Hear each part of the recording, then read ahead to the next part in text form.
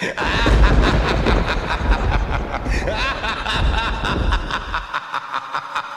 back, everybody, to 31 1990s horror movies for Halloween, where I take a look at my favorite horror movies from the 1990s. So today we have one of my all-time favorite vampire movies, and it's just so much fun.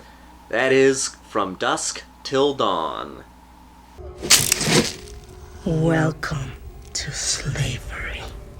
No thanks. I already had a wife. I love this movie. It's just so well done. And I love the pacing of it. I love how it's a vampire movie that doesn't start out as a vampire movie. It's very interesting. From Dusk Till Dawn starts out as a crime thriller, and it's a crime thriller for the majority of the movie. We have George Clooney and Quentin Tarantino playing these two criminals that have they're robbed a store, they're committing all these horrible crimes, and they eventually take this family hostage. You know, they're trying to get to a certain spot with the money. Like I said, it starts out as a crime thriller. You have George Clooney and Tarantino taking this family hostage and using them to get to where they need to go. So for the first, half of the movie, maybe even more than half of the movie, it is a crime thriller. But then they go to this bar, which is a strip club, known as the Titty Twister, I believe. And they end up in this bar, and it turns out that it's full of vampires.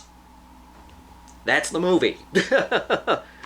I just love this idea because, again, it starts off as a crime thriller, not a horror movie, and then these characters eventually find their way into a horror movie, which is very interesting because the crime thriller half of it is very good, and then it gets to the vampire half of things where it goes absolutely insane. Like, you go from reality to crazy in such an interesting way. I don't want to hear anything about I don't believe in vampires. Because I don't fucking believe in vampires. But I believe in my own two eyes, and what I saw is fucking vampires.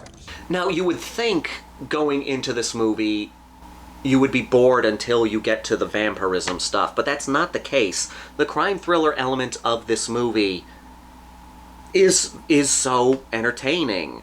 And that's because Quentin Tarantino wrote the script for this movie. So you have a script by Quentin Tarantino, you have it directed by Robert Rodriguez. That is a match made in heaven. And the crime thriller aspect of it is never boring. And you have George Clooney and Quentin Tarantino, who are terrible people. We're not rooting for them, but they're both so charismatic that you can't help but like them.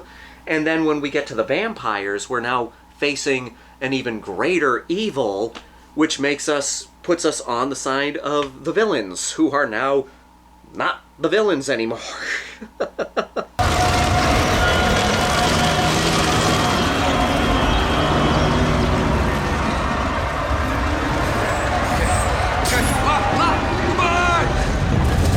My whole thing with following villains in movies, I've always said that I don't like it when my main characters are assholes in movies, but I've always said it can be done right. Either when we're following the villains, or you make your assholes so damn interesting, so damn entertaining, so damn charismatic, that you're okay spending time with them.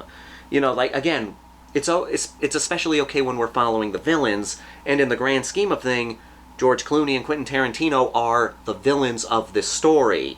They just get replaced by something that's an even greater threat. Yeah, I know. Listen, hey, you want sanctuary, you gotta pay the price. The price is 30%. All I'm saying, man. This conversation's over. This has one of my favorite explosions in a movie. You have Quentin Tarantino and George Clooney walking away from the store, and then it explodes in the background. And what's awesome about this is there was no green screen effects done. There was no trickery here. They're walking away from this building, and then the building actually explodes behind them. I'm going to say that is one of the most badass scenes in all of cinema. Low profile. You understand the meaning of the words low profile? Hey, Richie, how's your hand? It hurts like a fucking son of a bitch. Let me tell you what low profile is not. It is not. Take it to the hostage. And the vampires are really good in this because they are inhuman vampires. They don't look like your typical sexy, suave vampires. They start out that way. They start out as the sexy, suave vampires, but they become more monstrous as they reveal their true selves. And I love when a movie is not afraid to show inhuman vampires.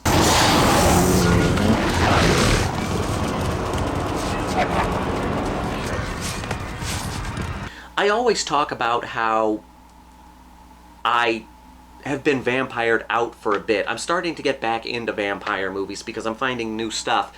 But I always talk about how I like when vampire movies do something different. Same with the zombie genre. I want to see the zombie genre do something different with that genre. I want to see the vampire genre do something different with the vampire genre. Because so many vampire movies, they do sort of the same thing, you know? It's like, vampires drink blood, we've seen that before. A romance involving vampires, we've seen that before.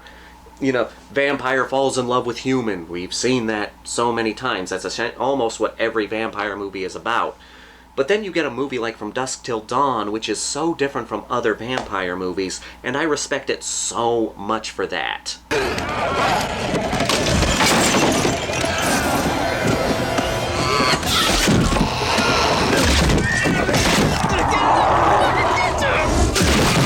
We get a sexy dance from Selma Hayek, and Quentin Tarantino gets to engage in his foot fetish in this movie, which, you know, I say good for you, you know what?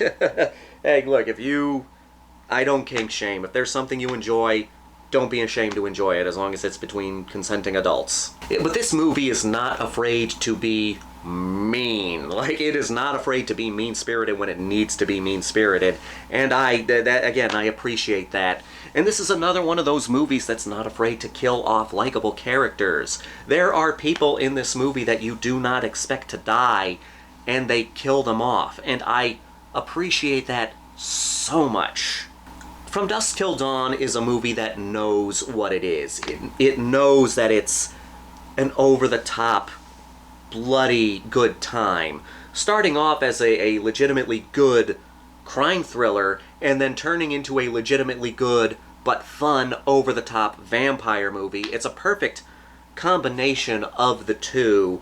I say, hell yeah. If you like vampires, check out From Dusk Till Dawn, but you've probably already seen From Dusk Till Dawn. It's a perfect crime thriller and a perfect vampire movie mixed together that gives you a very, very good time.